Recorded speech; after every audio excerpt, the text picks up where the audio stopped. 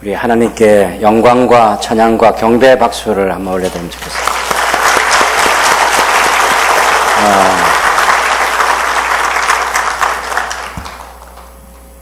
핸델이 이 노래 하나만 만들고 죽어도 여한이 없을 만한 그런 작품입니다. 언제 한번 우리 오후 예배 시간 전체를 할애해서라도 김원진 집사님한테 시간을 줄 테니까 우리 새순교회 성도들이 다 이 노래 배워서 찬양대 전체가 찬양대회가 돼서 한번 노래하는 시간 가지면 좋겠습니다. 가능하시겠죠? 예.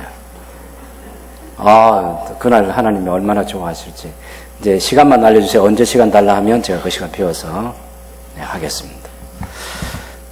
우리 초등부 아이들 또 SFC 중고등부 아이들 청년대학부 장년부 다 모여서 이 노래 한번 꼭 부르고 싶습니다.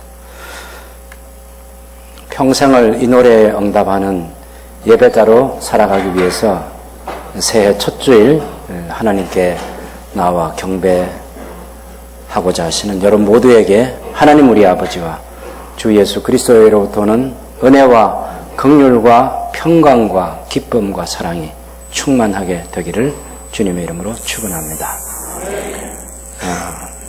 1992년도라고 기억하고 있는데 그때 뿌리 깊은 나무 출판사에서 민중자서전을 한 20권쯤 내는 그런 일이 있었습니다. 아마 세 번째 책이라고 기억하고 있는데 그 책 제목이 뭐냐면 어떻게 흠은 똑똑한 놈 제자 한 놈 키우고 죽을까 하는 이런 내용이에요.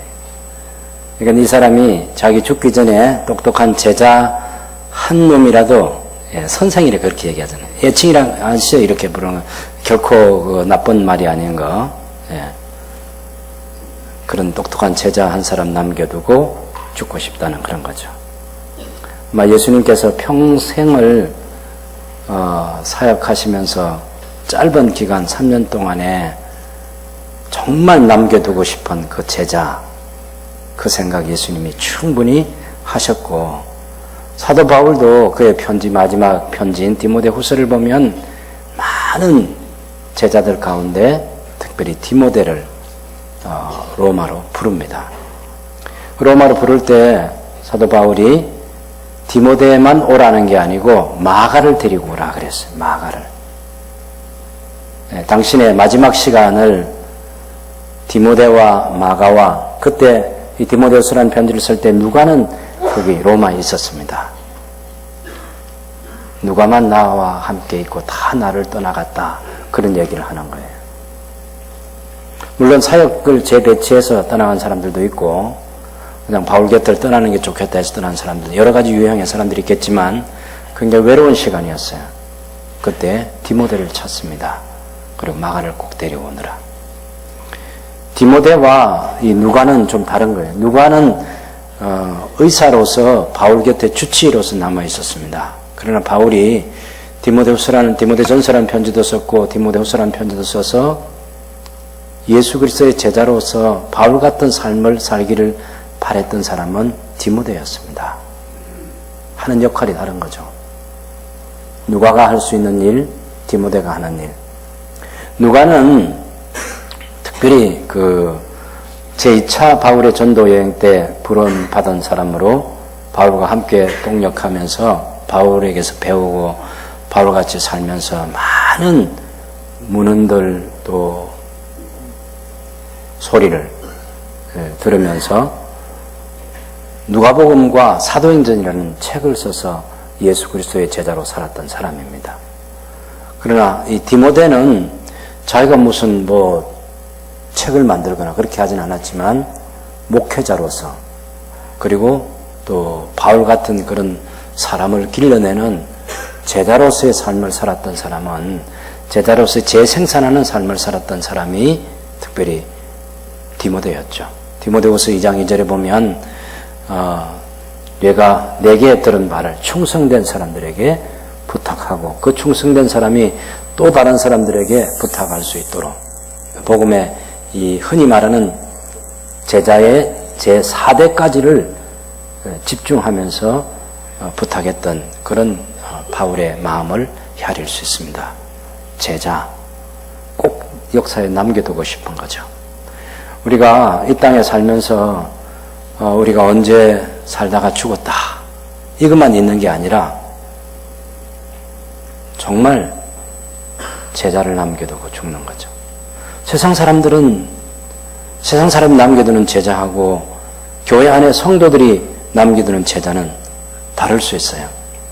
우리가 인간 문화재 알잖아요. 인간 문화재를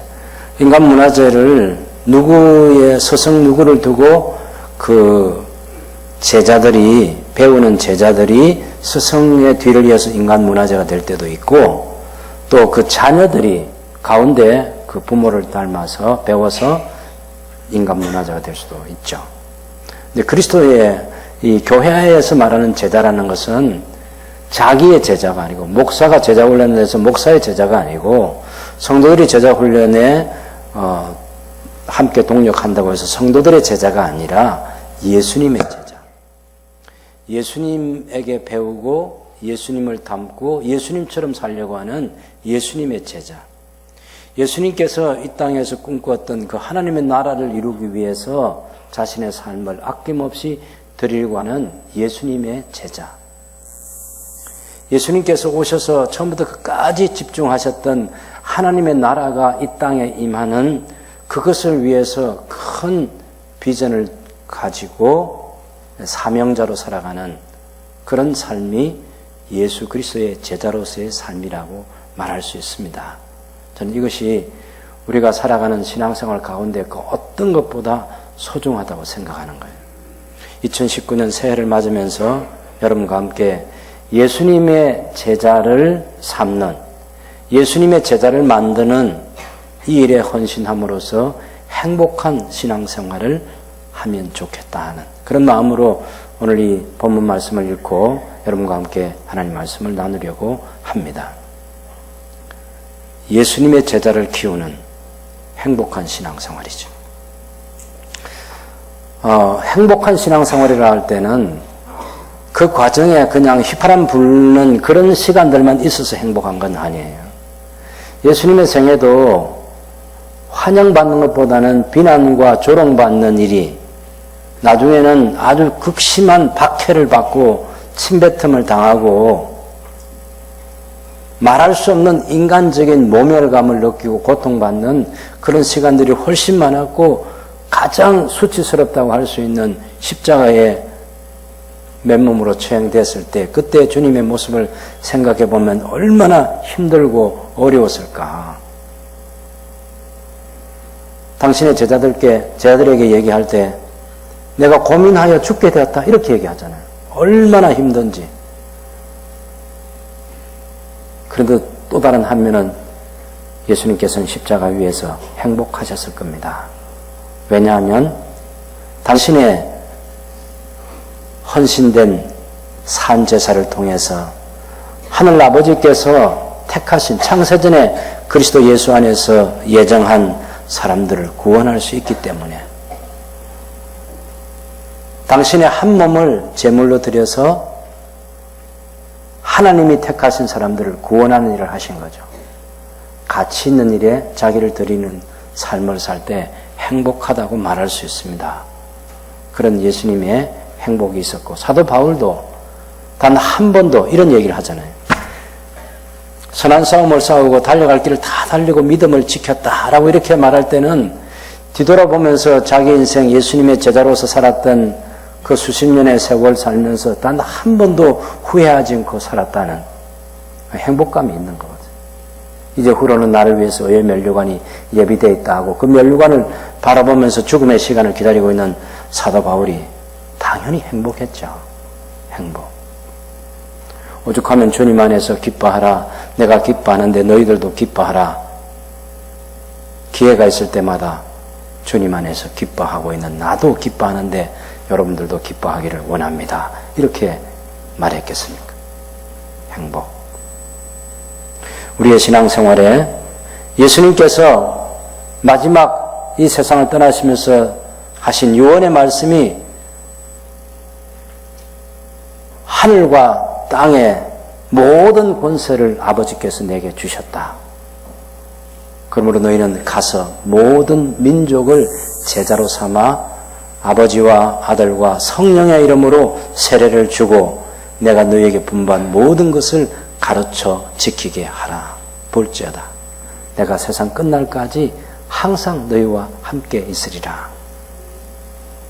예수님께서는 모든 민족을 제자 삼는 삶을 사는 제자들에게 내가 세상 끝날까지 함께 있겠다고. 그것이 임마누엘이 임마누엘. 예, 임마누엘의 복은 예수님처럼 사람들을 예수님의 제자로 만드는 사람들에게 주어지는 특별한 하나님의 복이라고 그렇게 말할 수 있습니다. 이 임마누엘의 축복을 여러분들이 누릴 수 있게 되기를 주님의 이름으로 축원합니다. 주님이 함께 있는 복. 이것은 제자 삼는 삶을 사는 사람들에게 주어지는 하나님의 은총입니다. 이 마태복음 28장을 잘 보면 우리가 제자 삼는 삶을 살려고 할 때 가장 첫 번째 중요한 것이 뭐냐 하면 가서 모든 민족을 제자로 삼으라고 말씀하시는 그 예수님이 누구신지 아는 거죠. 예수님께서 18절에 보면 하늘과 땅의 모든 권세를 내게 주셨다. 당연히 주어는 하나님 아버지께서 주신 권세죠. 하나님께서 하늘과 땅의 모든 권세를 내게 주셨다. 이 말은 예수님께서 하늘과 땅의 모든 권세를 가지신 왕 중의 왕으로서 지금 제자들에게 명령하는 거죠. 가라, 제자 삼으라.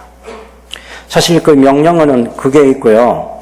두 번째는 그것을 이제 할 때 어떤 방법으로 할 거냐라고 하는 것은 얘기하는데 아버지와 아들과 성령의 이름으로 세례를 베풀면서 하라고. 두 번째는 내가 너희에게 분부한 모든 것을 가르쳐 지키게 하면서 모든 민족을 제자 삼으라. 이렇게 말씀하시는 거예요. 우리가 다른 사람들을 예수님의 제자로 삼는 이 삶을, 이 행복한 신앙생활을 하고자 할 때 첫 번째 중요한 것이 저와 여러분이 예수님을 하늘과 땅의 모든 권세를 가지신 주님으로 왕으로 모시는 거예요. 예수님께서 나의 주님이시다, 나의 하나님이라는 이 고백이 먼저 되어야 합니다. 그래야만 신앙생활이 시작이 되는 거예요. 여러분, 배에 가면, 항구에 가면요, 어떤 배들은 이 밧줄을, 내놓고 정박해 있는 그런 배가 있는가 하면, 배가 출항을 할 때는 언제나 메어뒀던 밧줄을 풀어가지고 출항을 합니다. 반드시 밧줄을 푸는 일이 있어야 돼요.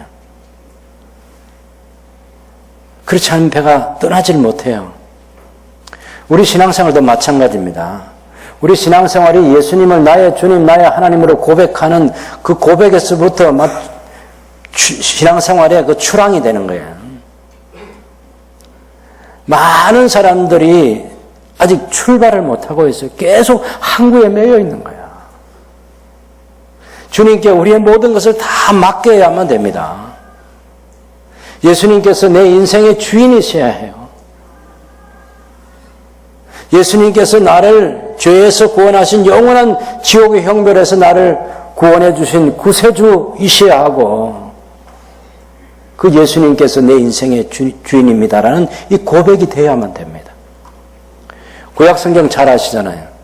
구약성경에 보면 종이라는 사람이 있는데 이 사람이 이런저런 이유로 해서 어떤 사람의 종이 돼가지고 6년 동안 섬기다가 7년째가 되면 자유의 해가 되는데 그때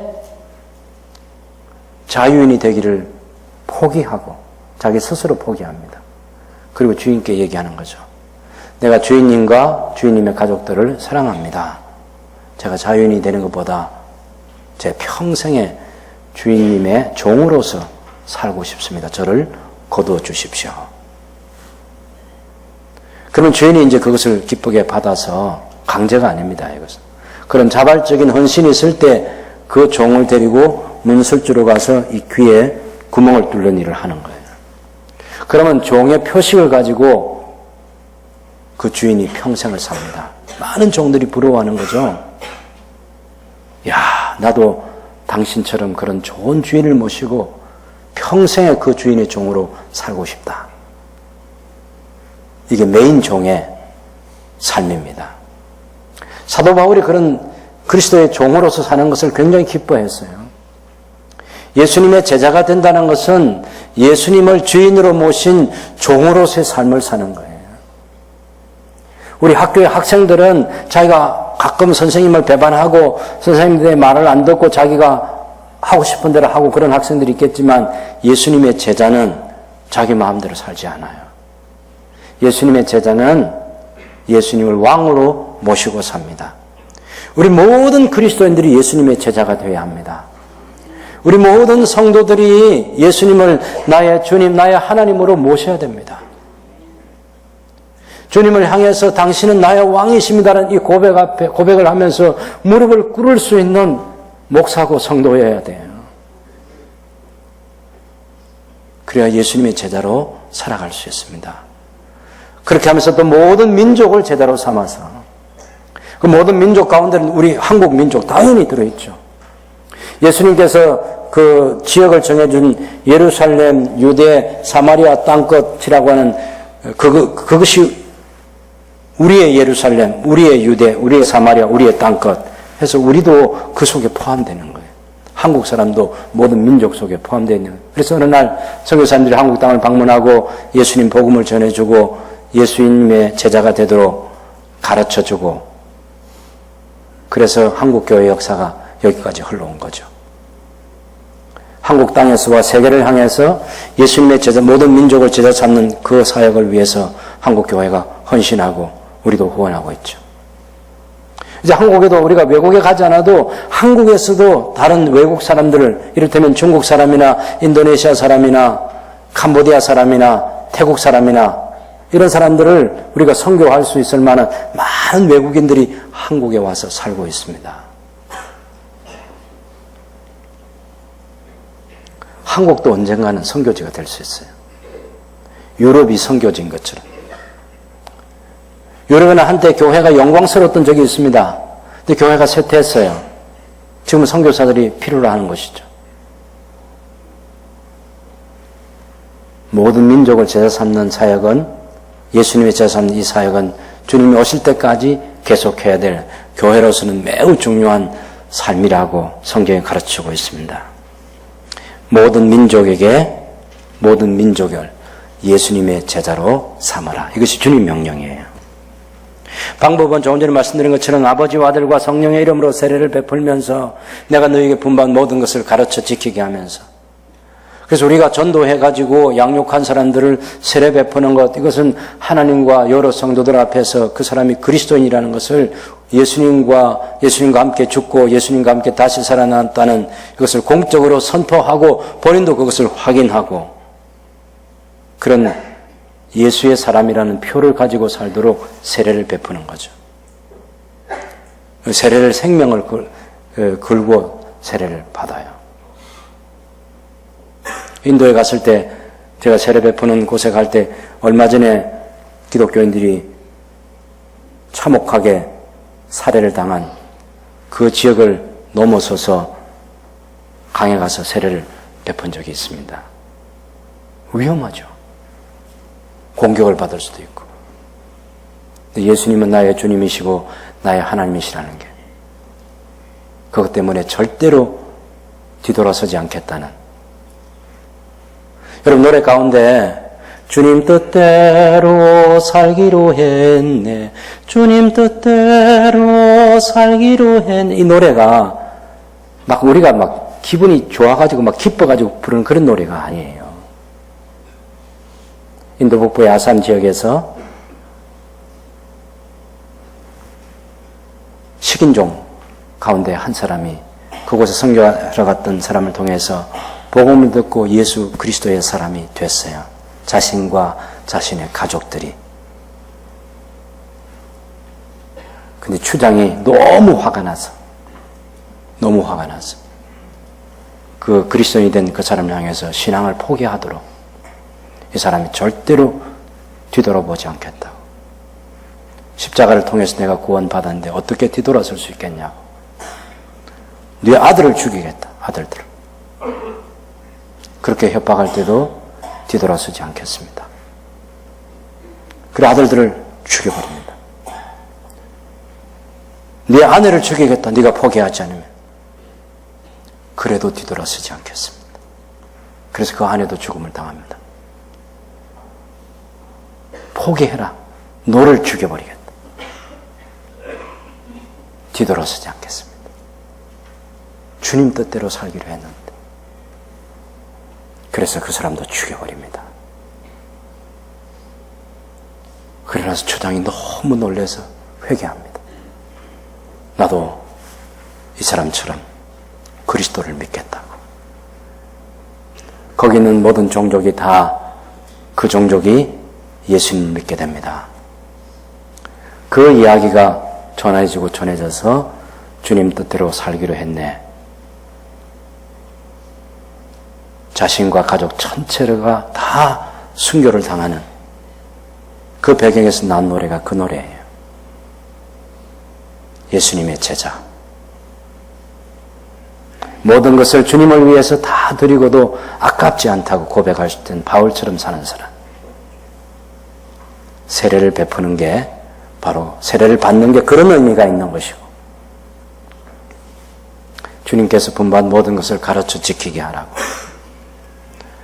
이것은 우리가 교회에서 품성달력이라는 게 여러분 가지고 있는데 그 품성달력이라는 품성 하나하나가 다 예수님의 명령 49가지를 품성으로 만들어서 예수님께서 분부한 모든 것을 가르쳐 지키게 하라고 예수님 말씀하실 때 예수님 명령하신 모든 것을 가르쳐 지키게 하라. 그 말은 다르게 적용을 하면 품성의 사람이 되게 하라. 말씀이 체화되어서 우리 몸에 배어서 삶으로 나타나는 그런 사람이 되라고 그렇게 말한 거죠. 이게 중요한 거예요. 그래서 저와 여러분의 오후 시간에는 바로 이 말씀을 함께 배우려고 합니다. 품성 40가지. 2019년도에 우리가 함께 볼 거예요. 우리가 조금 전에 읽었던 고로새 1장 24절에서 29절 말씀은 사도 바울이 우리 속에 거하시는 영광의 주 예수 그리스도를 전파하고 그렇게 해서 전도를 해가지고 각 사람을 그리스도 안에 세운 사람들을 온전한 그리스도의 사람으로 세우는데 성령 하나님의 도우심을 받아서 힘을 다하여 수고하겠다고 그렇게 고백하는 내용이 바로 고로새 1장 24절에서 29절의 말씀입니다. 그리스도의 남은 고난을 내 육체 가운데 채우는 것, 그것을 행복한 신앙생활을 여겼던 사람이 사도 바울이었습니다. 그래서 우리가 2019년도에 주님이 사셨던 삶의 내용을 우리의 삶으로 바꾸려고 할 때 한마디로 얘기하면 다른 사람을 예수님의 제자로 삼는 삶이다. 우리 각 사람이 예수님의 제자가 되고 또 다른 사람들을 예수님의 제자로 삼는 삶을 산다. 이 내용입니다. 예수님의 삶을 보면요. 예수님의 사역 자체를 예수님이 하나님의 뜻을 이루기 위해 생활하려고 할 때 성경이 얘기하고는 굉장히 중요하게 눈여겨보고 있는 게 뭐냐면 하나는 기도하는 거예요. 기도하는 거. 예수님의 사역의 시작 첫 걸음부터 기도해서 마지막 십자가에 달리셔서 운명하실 때까지 기도는 계속되었습니다.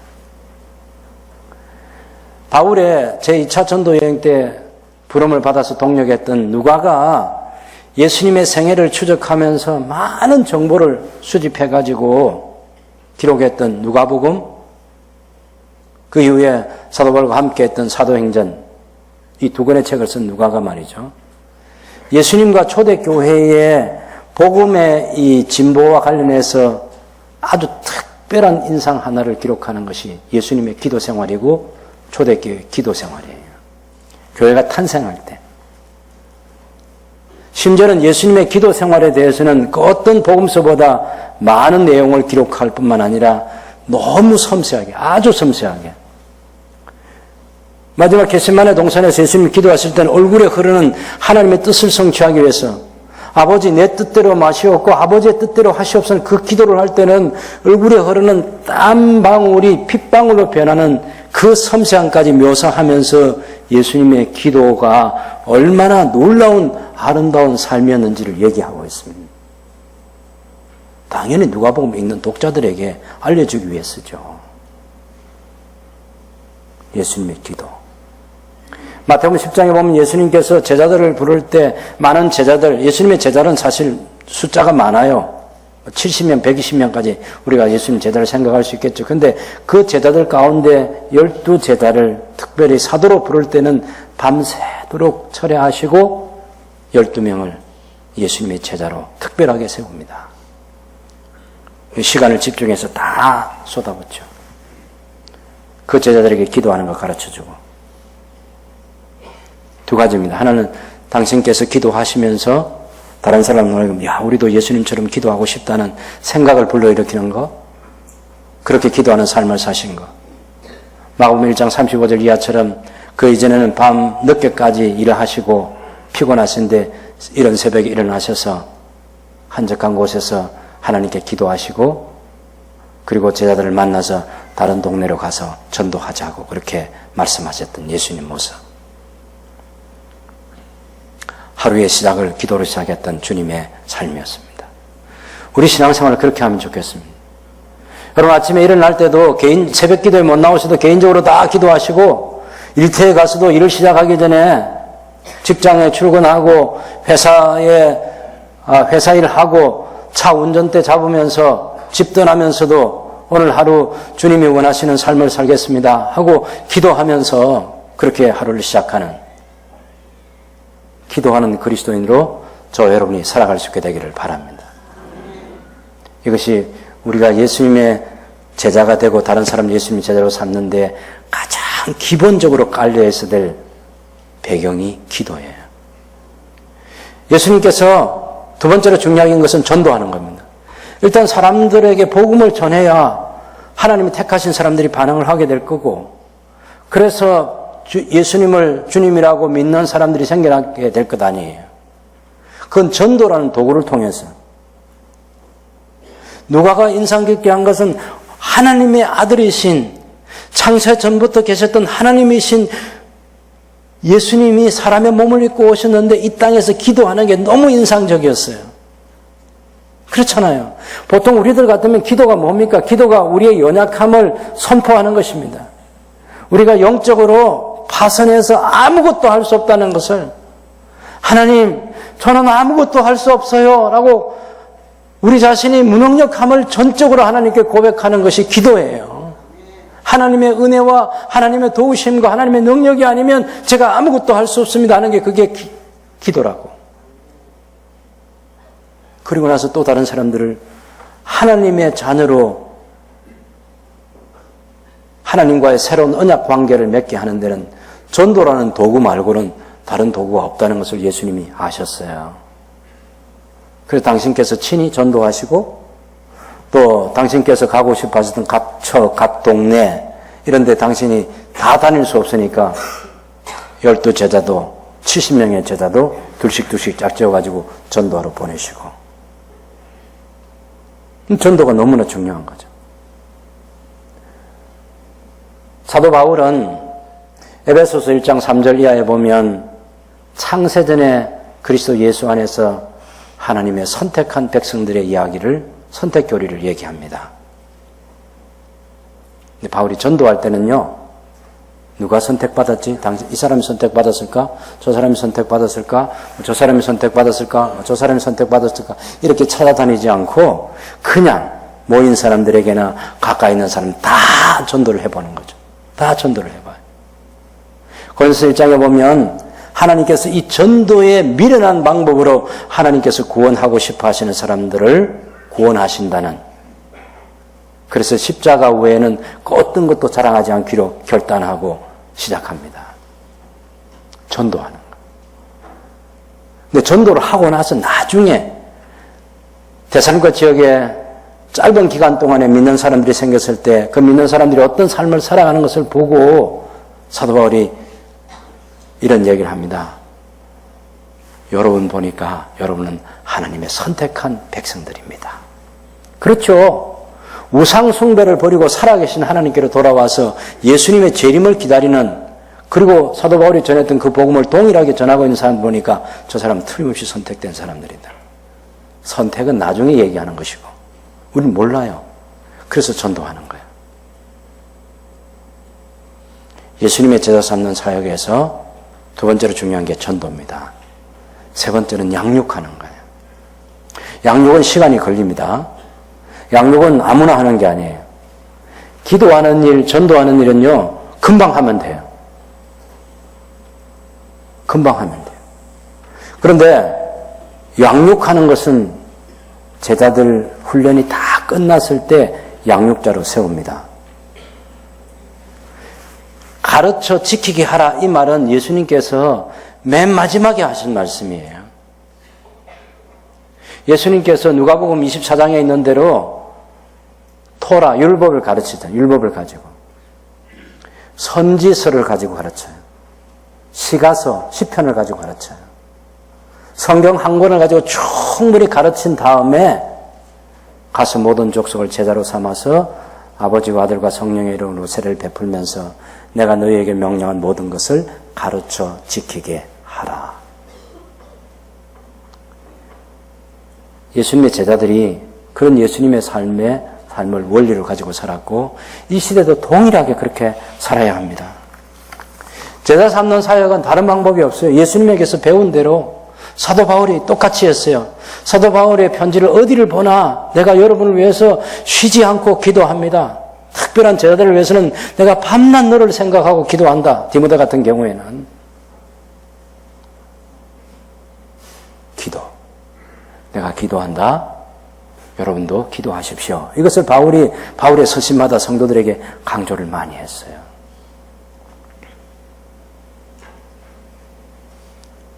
당연히 바울의 삶은 기도하는 삶이죠. 바울은 전도했습니다. 회당에서나 돌에 맞으면서도 어떤 환경에도 굴하지 않고 전도를 했어요. 왜? 그 전도는 정말 미련한 방법인데 어떤 사람이 볼 때는 기적을 원하는 유대인들에게는, 표적을 찾는 유대인들에게는 예수님의 십자가 부활의 복음을 전하면서 이 예수를 믿으면 구원받는다는 게, 아니 무슨 하늘에서 뭐가 떨어져야지, 뭐가 우리 눈에 보이는 막 표적이 일어나야지 그래야 믿겠다는 유대인들이 보기에 얼마나 어리석게 보이고 미련하게 보여요. 당대의 최고의 지성을 추구하고 있는 헬라 사람들이, 그 지성인들이 볼 때는 이건 진짜 미련한 것이고, 하나님은 그런데 사도 바울은 이것을 알았어요. 어떤 사람에게든, 이건 유대인이나 이방인이나 가릴 것 없이 구원을 얻는 사람에게는 전도라는 이것이 하나님께서 구원하시는 하나님의 능력이다. 예수 그리스도가 십자가에 못 박혀 돌아가신 그 예수님이 당신의 백성들을 구원하시는 하나님의 유일한 도구라고. 그래서 십자가 부활의 복음을 바울이 전했던 거죠. 바울은 사람을 양육했습니다. 전도만 하지 않고.